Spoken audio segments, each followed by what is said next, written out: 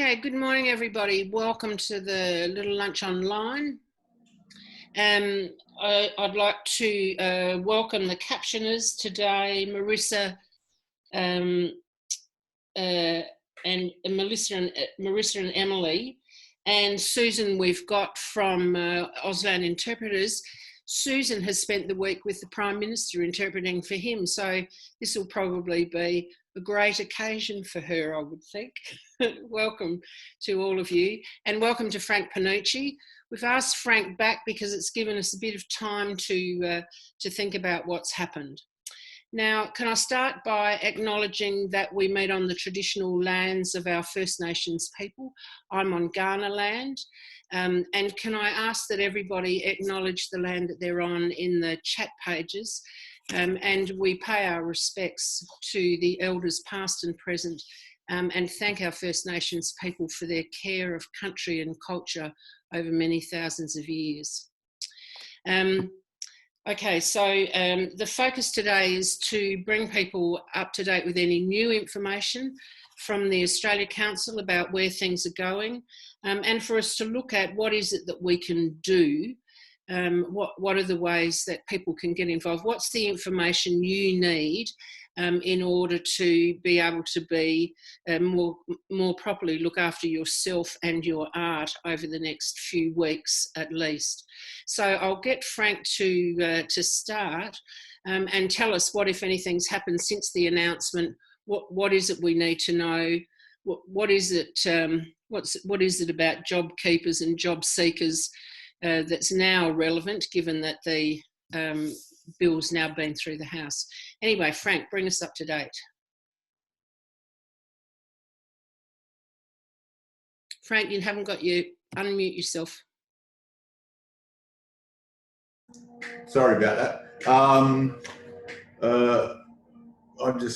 Anyway, firstly, I acknowledge that I'm on the unceded lands of the Gadigal people of the Eora Nation. Fortunate enough to be born and still reside on their lands, and thank them every day that every day continue to teach me and for their care and generosity of the lands.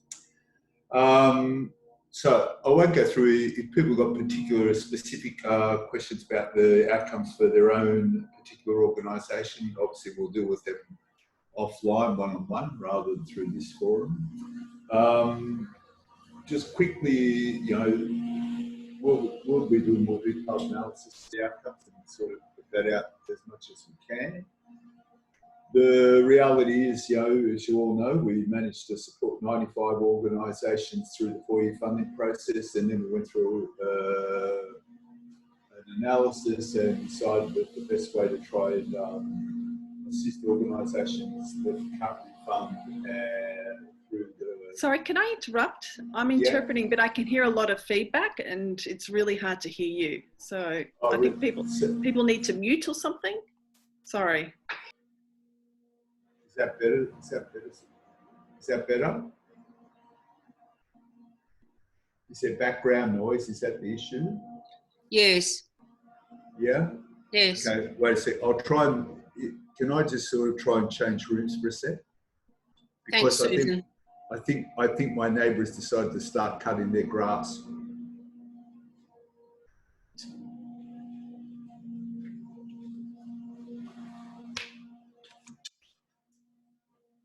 Must be a metaphor of some sort, Frank.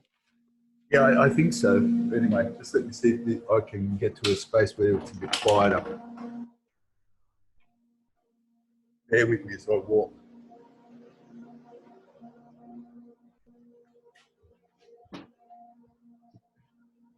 Is that better? Is that better for the background noise? Yes, that is better. Okay, thanks. All right, sorry. So, I'll just close the door.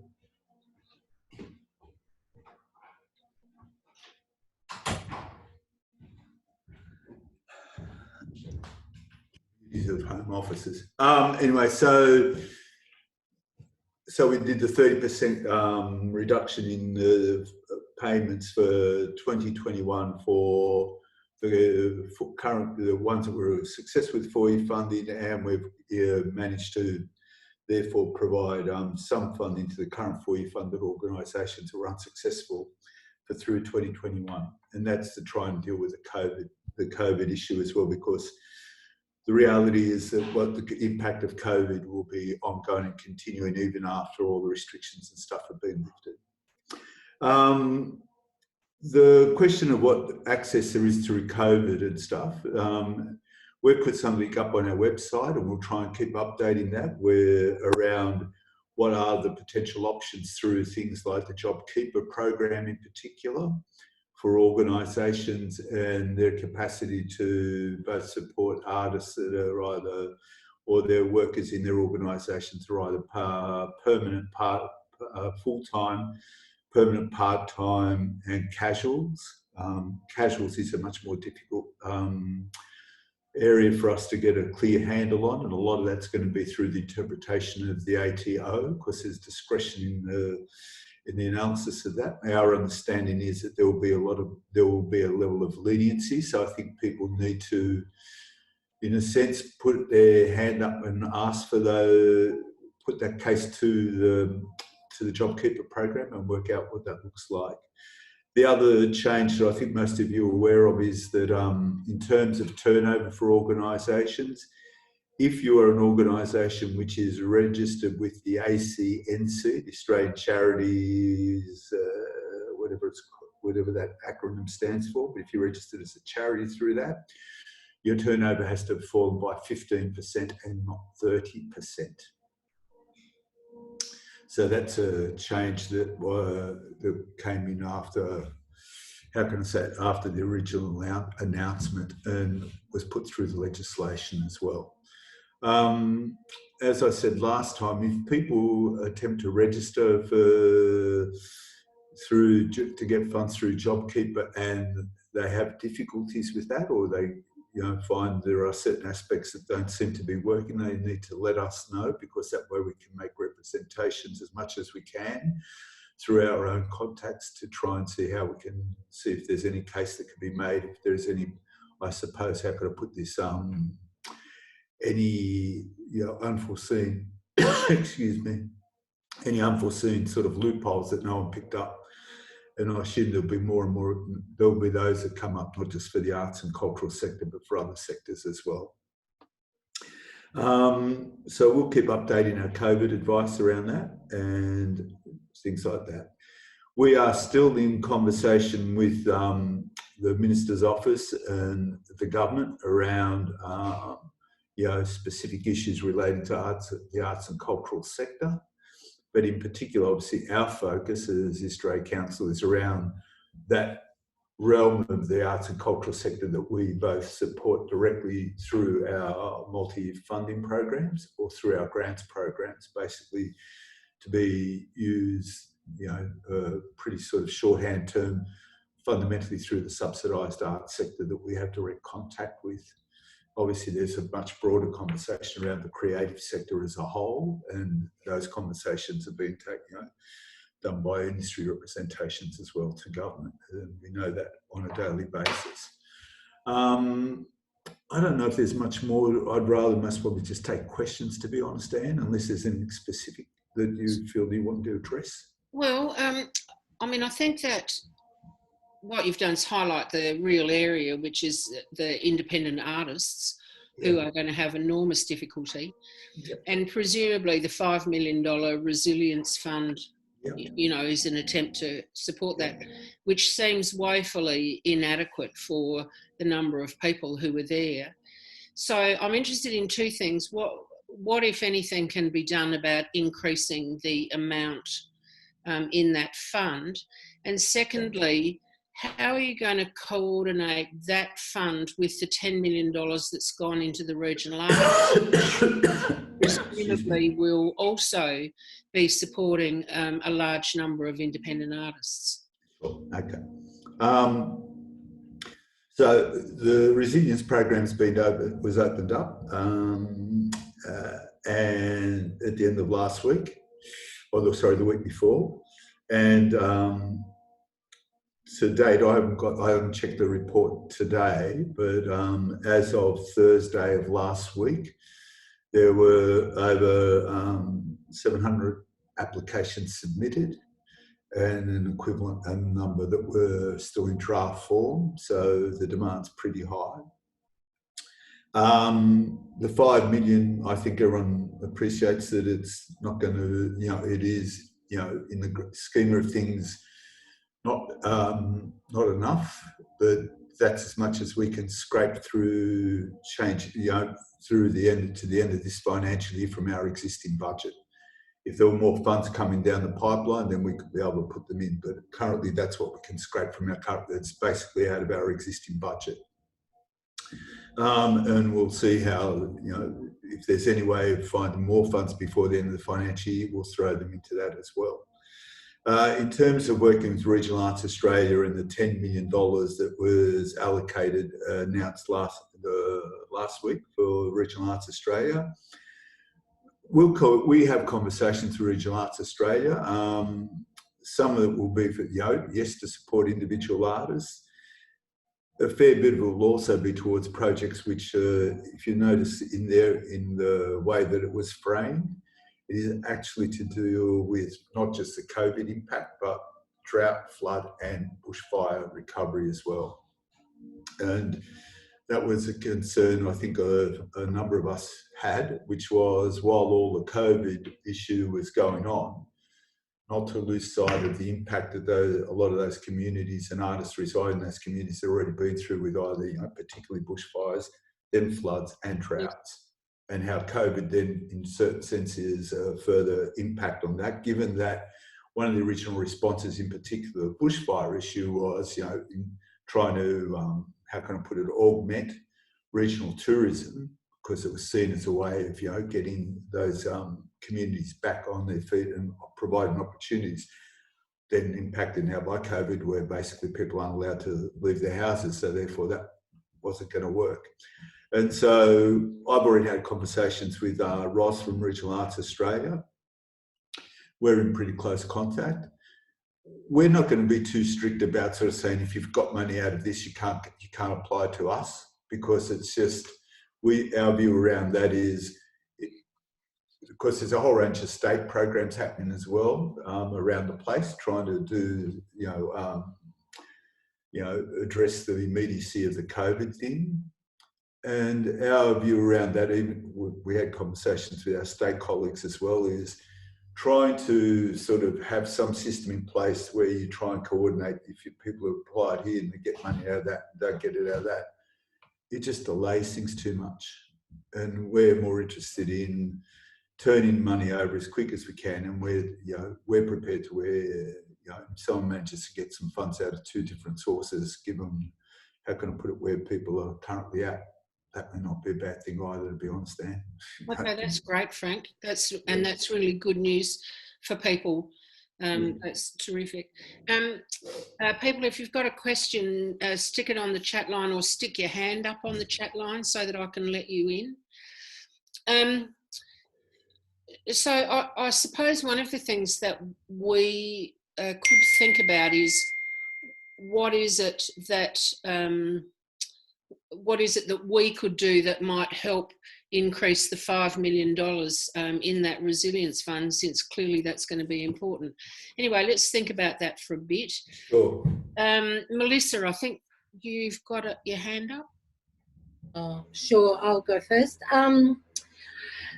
Thanks for that update, Frank. I really appreciate that. And I really appreciate the resilience fund that came out. There's a lot of people that I know have jumped on that.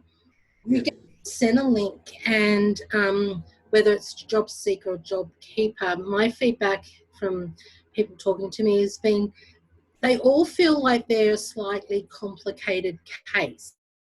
They don't instantly click the buttons, and when they go to get advice, there's no way to get in the line or get the type of specialist advice they might need as sole traders, ABN. So just to let you know that that's not as simple as it sounds to go to Centrelink for artists. I wanted to sorry, Melissa, just around that. So for JobKeeper, you're not going to Centrelink, it goes to ATO fundamentally, yeah?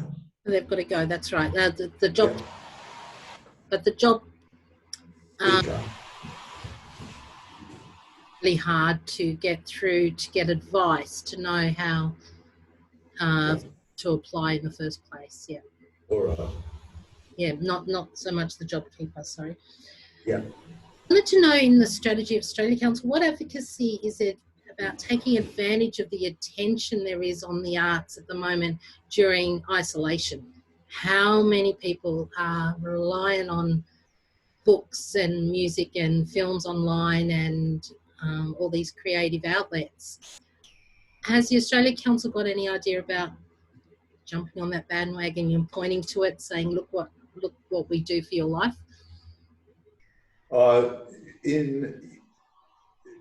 In our conversations that we have, with in advice we provide to government, we raise the whole issue around obviously how important the arts and the activity artists are undertaking, and the innovation and ingenuity the artists and arts organisations are presenting on a daily basis to help people's isolation and make them feel better. And also raised, we raised the issue too of how quick artists were to contribute and volunteer themselves to assist through the whole trauma that was the bushfires in particular in recent times, along, through a number of states, and how the artists were there and the arts and creative community was there to assist people through that.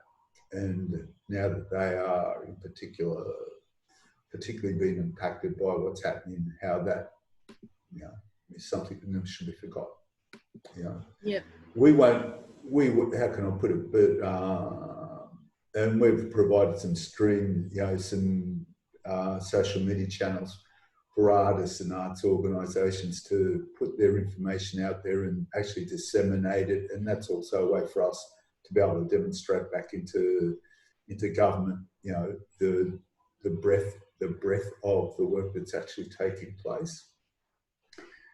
I'm reluctant to use the word advocacy because advocacy means a very particular thing to me. And I don't think that, the Australia Council per se does advocacy as what we might consider to be for out in the sector. Our principal role is advising government, so it may at times not be so publicly demonstrable what we're doing around that space, but rest assured that they are things that we keep a very close eye on and provide opportunity to and raise in our advice to government on a regular basis. Okay, I've got questions from Daryl and Paya and Lanine. So let's, so anybody else, get yourself up on the chat line and I'll put you in the queue. Daryl. Okay, Frank. Just from a quick back of the envelope calculation, if there's 700 so far applications in for the Resilience Fund and a similar amount in draft form, and I guess we'll be counting, that's already going to be 5 or 6 times the amount that's actually available in the fund. I'm sure you'll know the math without me having to point it out, but it's just the only point I'm making is anything you can do to increase what is there would be really appreciated, I think, by very many people. Thanks, Daryl. Pia. Hi, Frank. I'm kind of tagging on to that, Daryl. I think that the conversation I've had with, I'm an independent dancer working in Melbourne, and so because of the great distress to us, because we belong to no organisation, we feel particularly vulnerable and very, very distressed. And so something that's happened is this kind of despair that we have spent most of our lives in this severe competition. And now at the moment when we just cannot even imagine, we're being asked again to now come up with an innovative idea around being resilient, when in fact we have spent our entire careers operating at high levels of resilience. Sure. So most of the dancers I speak to are in this, and I'm sure it's across all forms, of this kind of sense of, we're exhausted. We're actually exhausted. And there has been no acknowledgement, I feel like, and I might be wrong, but acknowledging how exhausted people are and how actually, though it's the money, the $5 million, which I agree with you, Daryl, won't take care of, as is the usual case, very many people. What can we do that I don't know. It's not really a question. It's more the point that people feel so deeply upset that the only way they can survive is to still be in competition with all of their colleagues and friends who are equally suffering. And so this is a really big question around, I guess, mental health. But just to point out that we have been resilient for a very, very, very long time. And this feels an audacious moment to ask us to be even more resilient and further to have an innovative and creative online platform to do that. So just quickly around that, I mean, well, yeah, I have said on a regular basis, I think most people have heard me say this, the greatest subsidisers and contributors to the arts are artists. They're never compensated in any way for time, effort, commitment, passion and everything else they put in. I've never known a project that's been funded by the Australia Council where artists were actually remunerated for the work they put into it on a basis that you would consider anywhere being a normal, even subsistence wage at times. And all I can say around that is that I think most of the people who work inside the Australia Council appreciate that on a daily basis. In terms of the Resilience Fund in particular, there are 3 different streams.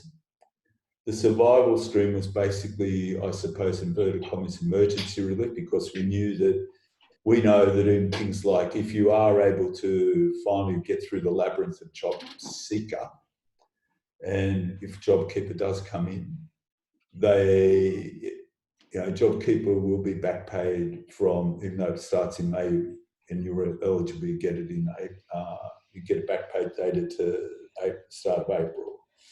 JobSeeker is less clear because it's through Social Security and Centrelink, so the arrangements around that still need to be, that's a labyrinth in its own way. The other 2 streams were opened up to try and assist some artists who had already approached us about trying to do things and how they could sort of, inverted commas, try and work their way through what is the difficulties being confronted by the COVID stuff. All that said, going back to what Daryl, is quickly worked out, is 5 million we know is an inadequate amount. We do know that some states and local governments are offering assistance packages as well, but I assume that just increases even more distress and pressure on individual practitioners, because all of a sudden you find yourself possibly having to, submit proposals to 4 different agencies just trying to eke something out. I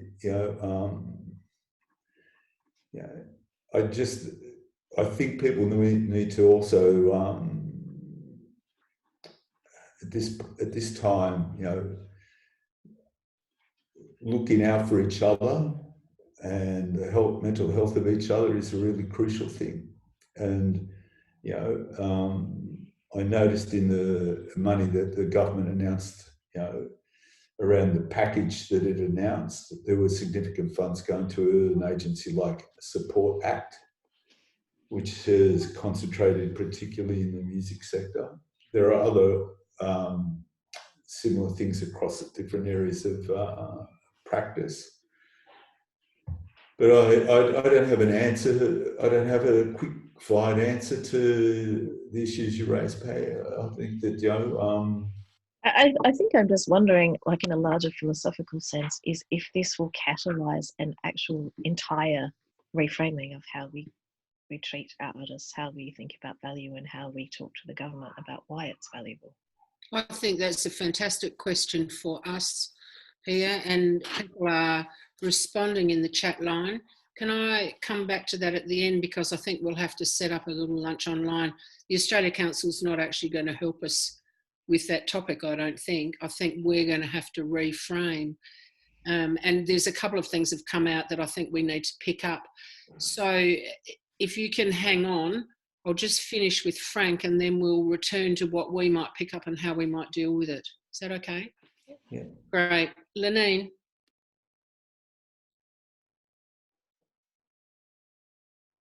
Not there?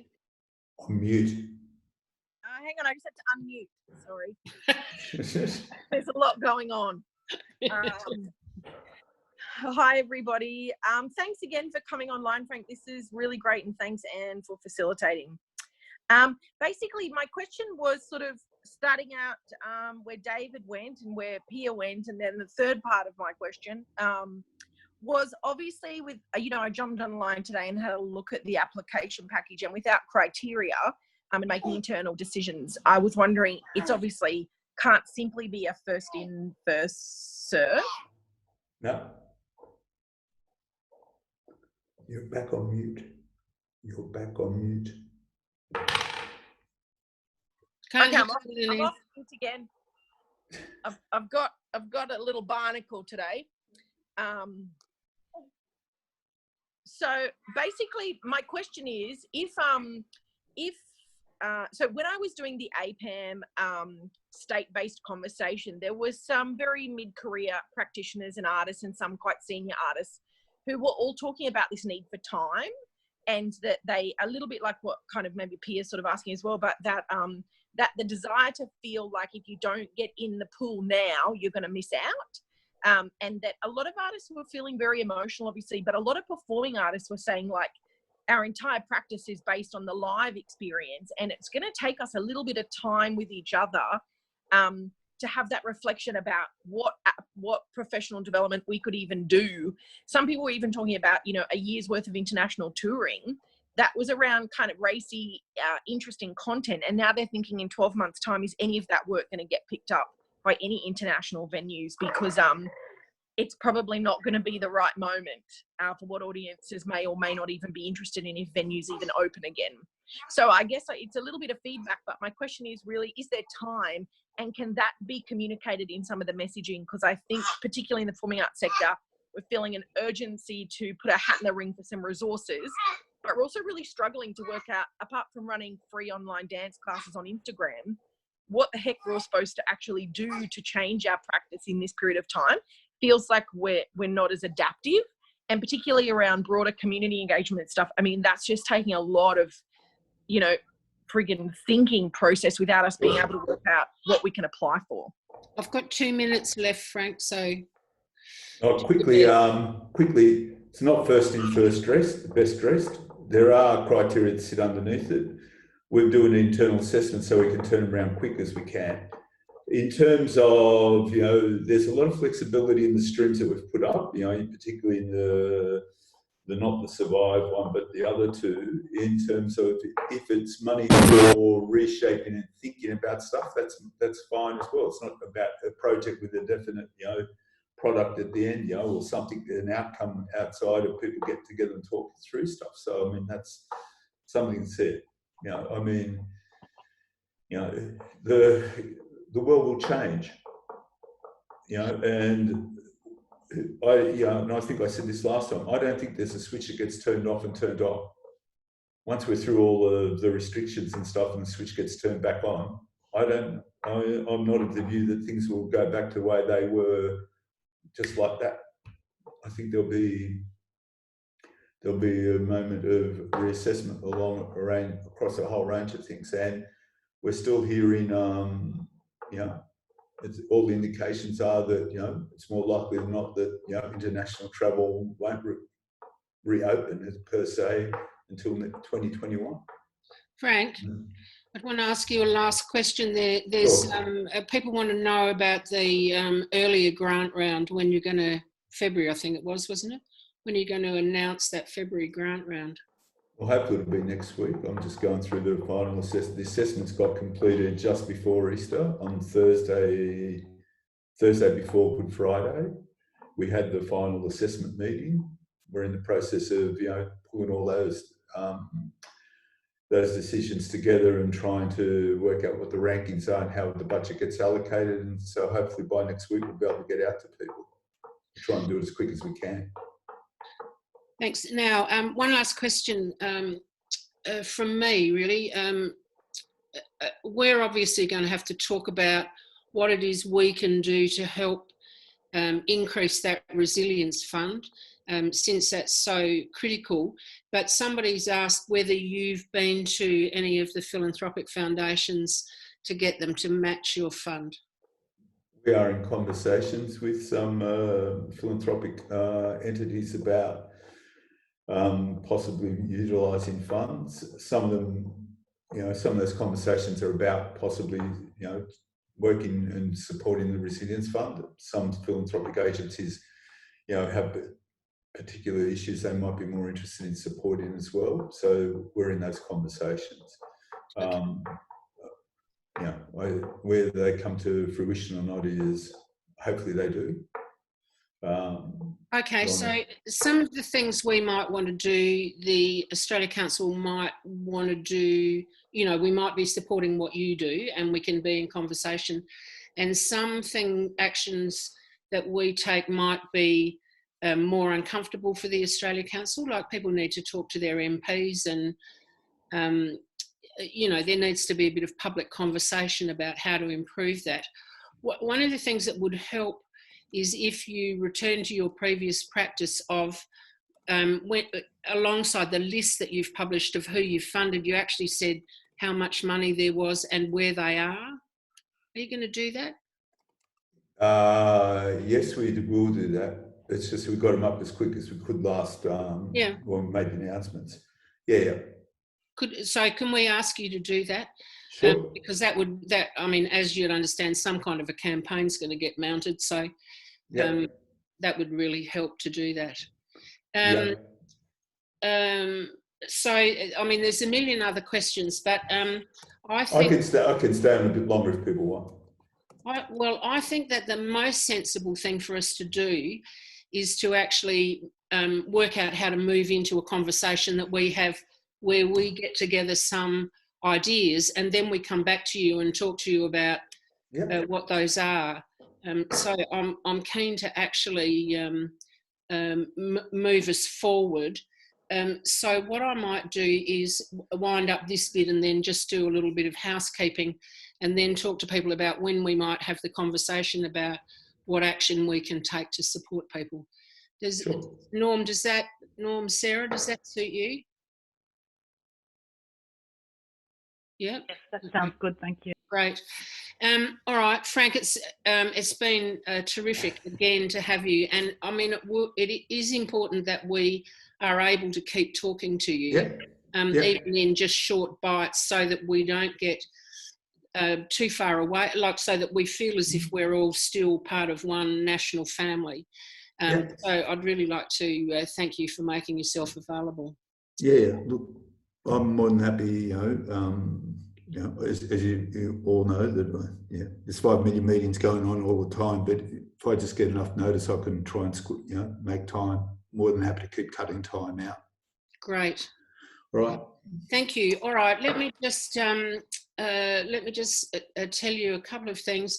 First of all, Multicultural Arts Victoria are hosting tomorrow's lunch with Eleanor Jackson as the special guest. The video from today will be up online soon.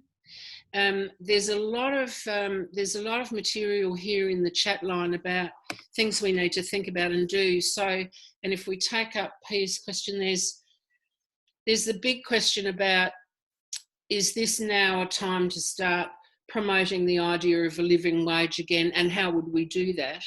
And then the other question is, what is it we can do that will put pressure on to increase the $5 million in the Resilience Fund? How can we get either the government or philanthropic organisations or whatever, what is it that we as a sector can do to support the increasing of that fund?